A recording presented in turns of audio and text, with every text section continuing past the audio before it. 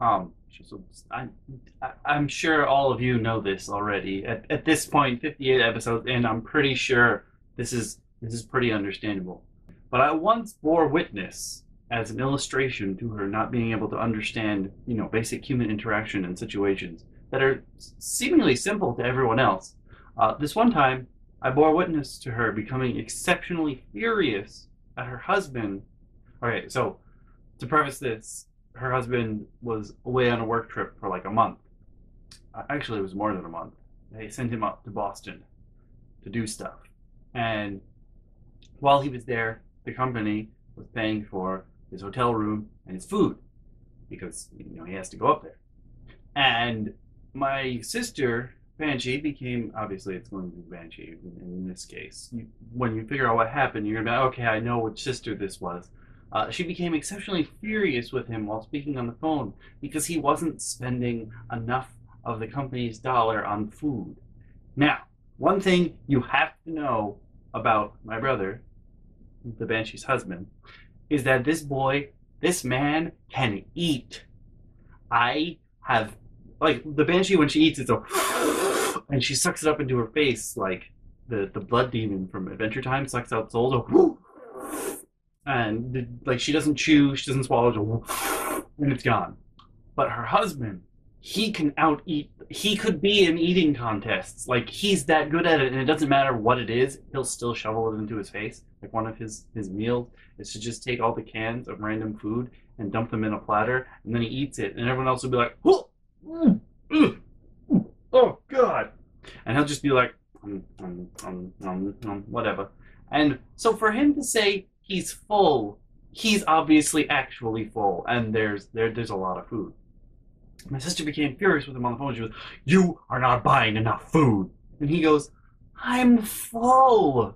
The entire fridge here is full of leftovers. Where would you like me to put the food? Do you want me to put the food like on the couch or like on the desk? What? There's no room for the food here." And my sister just gets more and more angry. Oh, spend more of their money. Fuck them the way they fucked you. Ah! When someone meets my family, they inevitably ask, "How are you, you?" Why is that, you ask? Have I got a story for you? Y'all ever heard of the Pain Olympics? It's this thing you do where you discount other people's pain by saying that you've had it worse. And it's just a fight nobody needs to be in. You can't tell other people that they're not having a bad time because you had it worse. Especially when you actually have it, then there's no point in it.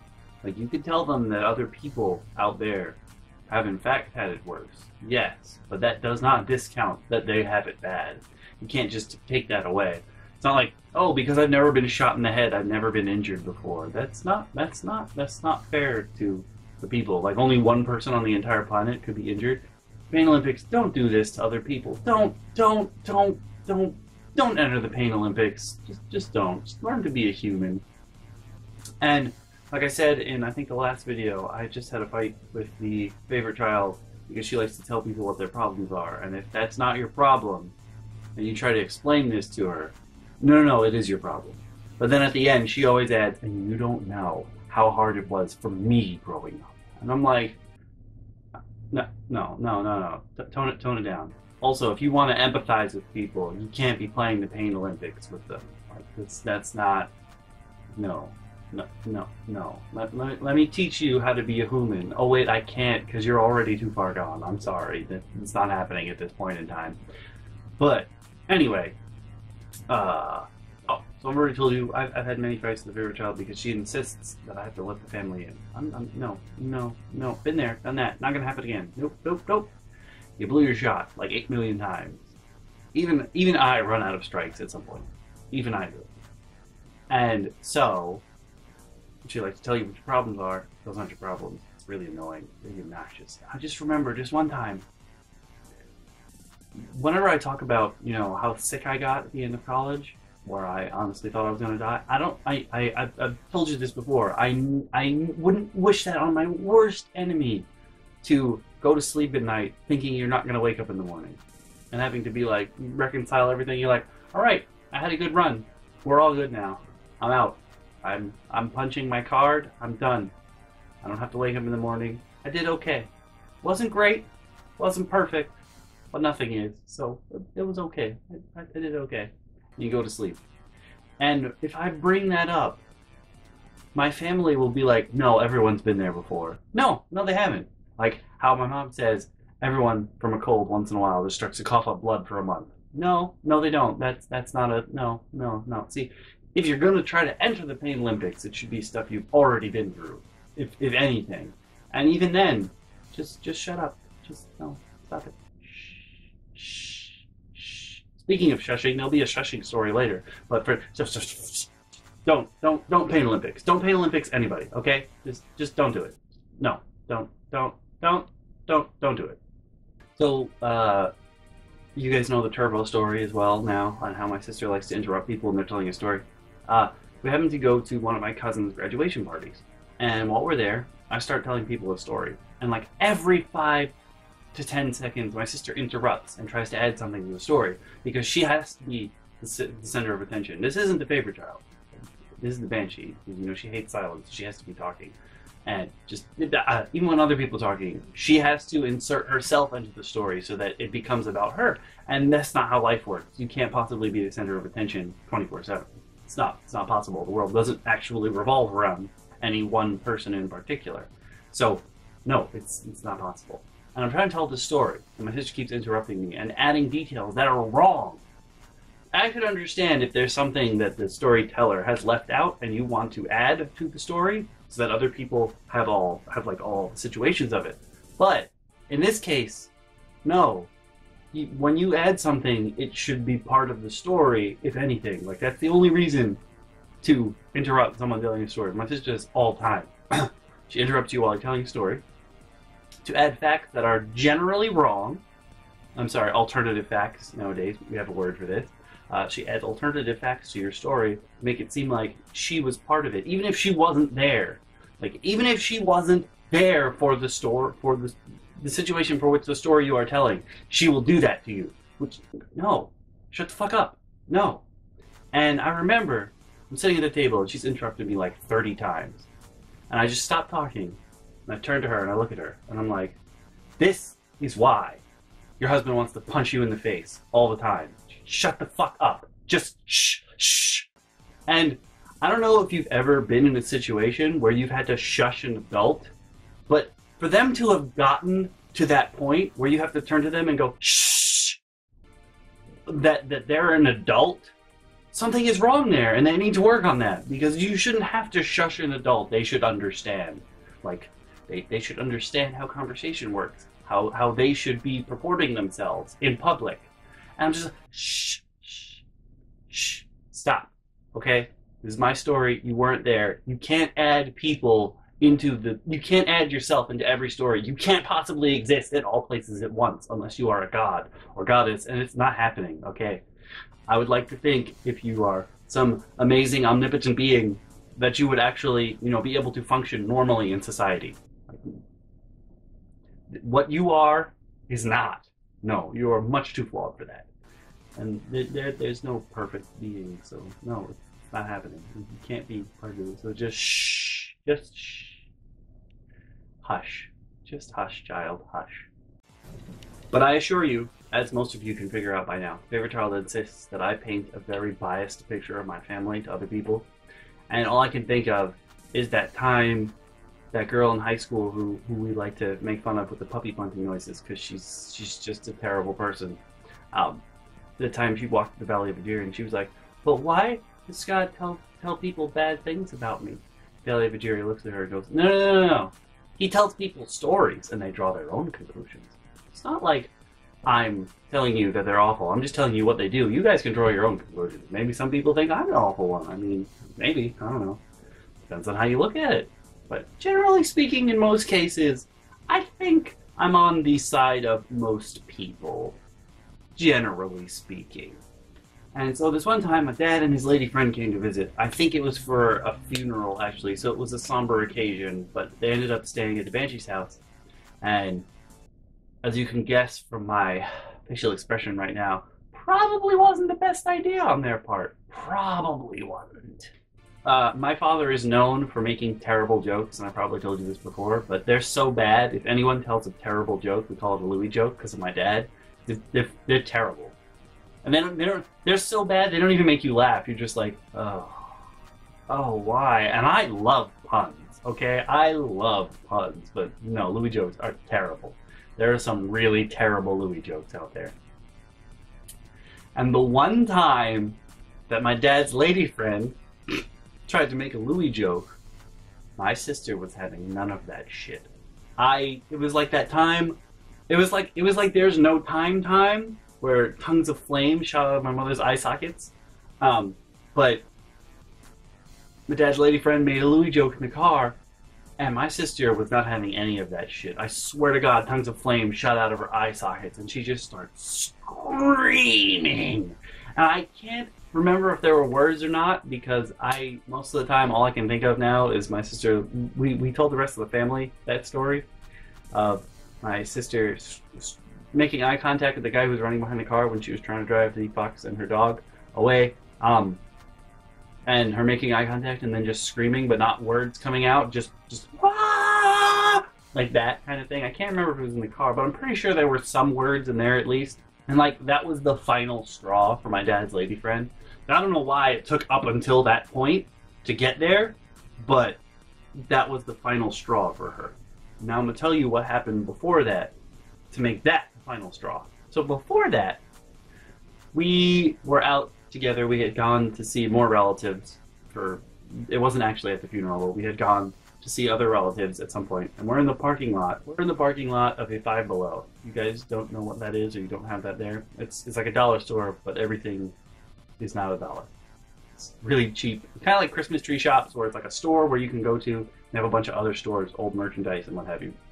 And we're in the Five Below. My dad's lady friend obviously is old, and she's like, "My legs hurt. Can I go back to the car?" And my dad looks at her and goes, "No," because my dad is a butt. My dad is such a butt. No, you're gonna have to tough this out. I'm like, what the? And so she does what normally kids do with their parents, where when one parent says no, they go to the other one. So she goes to my sister, because my sister has the keys. She's like, "Can we just like go to the car? Like, can we just go to the car? Could we do that?" My sister's like, "Yeah, here's the keys." And my dad and his lady friend walk out into the parking lot. Now, you'd think this doesn't seem like a bad situation here. It just seems like your dad's a dick. No. Let me keep going. So we get our stuff paid for, and we leave. And what do we find? We find that my dad and his lady friend don't know what my sister's car looks like, even though they've been riding in it for about a week. So they're just wandering the parking lot. And my sister, in her infinite wisdom, and her infinite herness, if you want to put it that way, takes offense to this. Not because they're old and don't know what the car looks like. It's not a car they own. No, she takes offense to this because they're wandering the parking lot looking for their car. As if that's not a normal thing, like people forget where they parked. That's apparently not a normal thing at all. And she sees them walking between cars, and we're like back in front of the store, and she sees them in the distance wandering around cars. And her reaction to this is, again, to start screaming, because like my body's reaction to problems is to shit. My sister's reaction to problems is just to scream, like, "Ah!" And she starts screaming that her father looks like he's trying to carjack something. No. My dad is a fat, bald guy, and he can barely see. He's pretty much just about almost blind. He's got hearing aids on. Is that the typical person you expect to be carjacking a car? No. And he's with an old lady that can barely walk. She didn't have a cane, but she probably should have a cane because she is not very sure-footed at all. And I'm just like, yeah, the old geriatric couple is the one carjacking cars. And it's not like she just screams that. What she screams is the same thing that she screams at her dog when, her dog barks. "You are embarrassing me! You're wandering around the parking lot looking like you're trying to steal a car!" And again, old geriatric couple. That's no. I don't think of too many old people that steal cars. I mean, my dad's uncle at one point got into someone else's car because it was the same model and it was parked right next to his, and for some reason his key worked, but he wasn't trying to steal it. Once he sat in the seat and he was like, "This is not my car.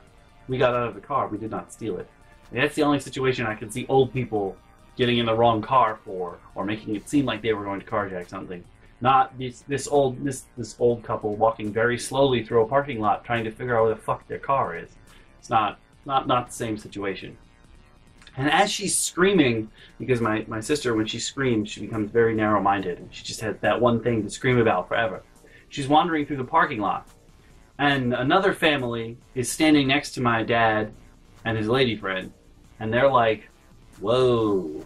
But another family comes around in a car, and my sister's not looking forward, so she walks in between the parking lot lanes, and a car almost hits her.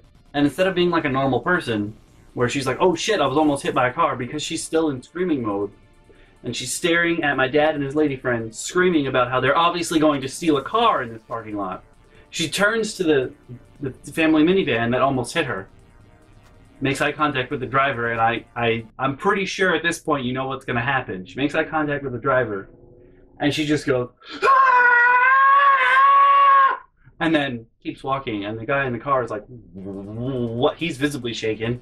He probably shouldn't be driving anymore, but that's what she does. Screaming, you got her attention, and you unfortunately you're going to take the brunt of it now.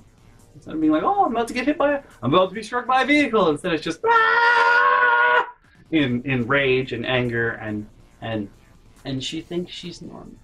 So that was situation one while they were there. That wasn't enough to break the straw that broke the camel's back. After that, when we're leaving the parking lot, she's still angry because she's like, "You embarrassed me so much. These people think you were out there trying to steal a car." And my dad and his lady friend are like, "No, I'm pretty sure that's not what they're thinking. They're probably thinking you're insane because you were screaming at us, making it look like we were trying to steal a car, but we're just an old couple trying to, walk around the parking lot. And then you screamed at that dude who almost hit you. Pretty sure they think you're the crazy one." But you don't say that because that would just be more "ah." You don't need too much "ah" in your life because it's just too "ah." You don't. That's no. You're good. You don't need any of that. So they don't say anything. But as we're leaving this parking lot, my sister is still furious. She's not really paying attention. And as we're turning out of the parking lot, there's like a little island. And my dad's lady friend makes the mistake of going, "Oh," just as my sister's about to hit the island. And it wasn't like she went around the island. No. My dad's lady friend goes, "Oh," we hit the island. And she goes, "Oh." And my sister, and I'm like, "Oh no." And my sister turns to my dad's lady friend because we let her sit in the front. And she just starts screaming at her about how, she said, "I'm obviously a terrible driver and I hit everything." And my dad's lady friend is like, But you did just hit the... What? Huh? You did. I don't see how this is my fault. And as we're leaving the parking lot, because she's still screaming and not looking at the road, we almost hit another island, and my dad's lady friend braces herself, and my sister starts fucking unloading on her again, just screaming, "Oh, I'm such a terrible driver, I hit everything, I know!" And my dad's lady friend turns back to us in the back seat, and she goes, "I didn't even say anything." And we're like, but you reacted. You have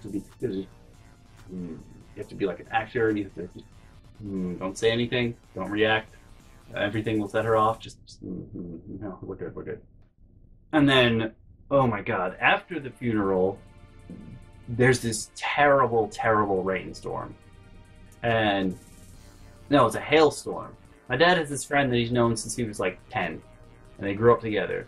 And this dude he knows like everyone in my family on both sides from that time.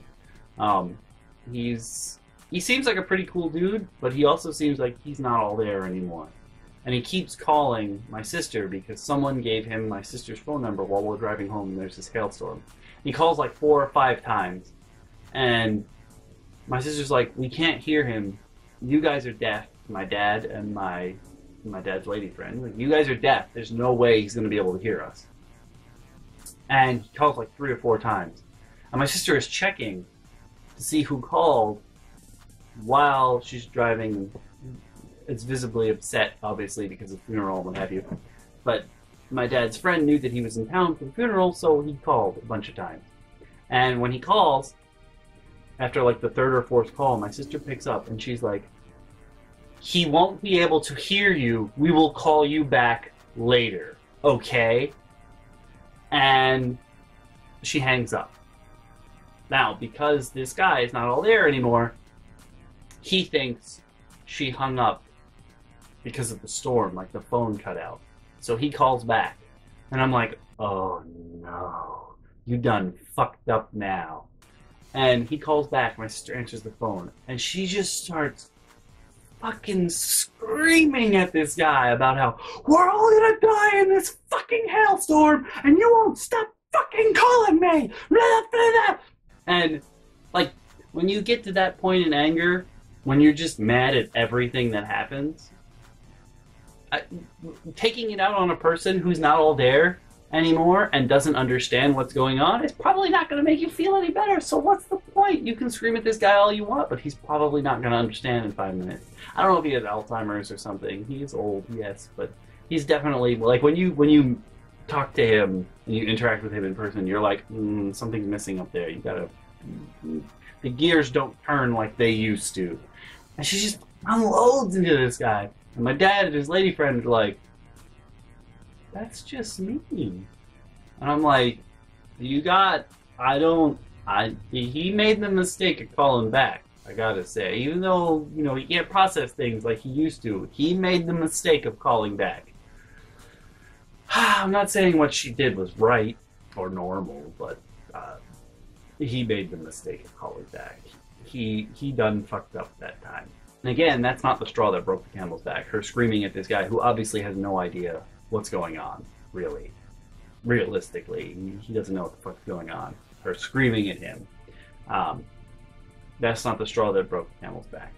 And after this phone call, my sister starts screaming at us about how everyone in the world is crazy and insane and needs medication.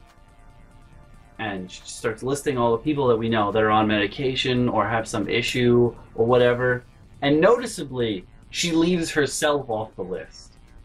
Noticeably. Because she's perfectly sane in this world. I think she thinks that, like, she's the Joker, where the Joker is supposedly the only one who's sane in that world, really, because he knows it's a comic book. No.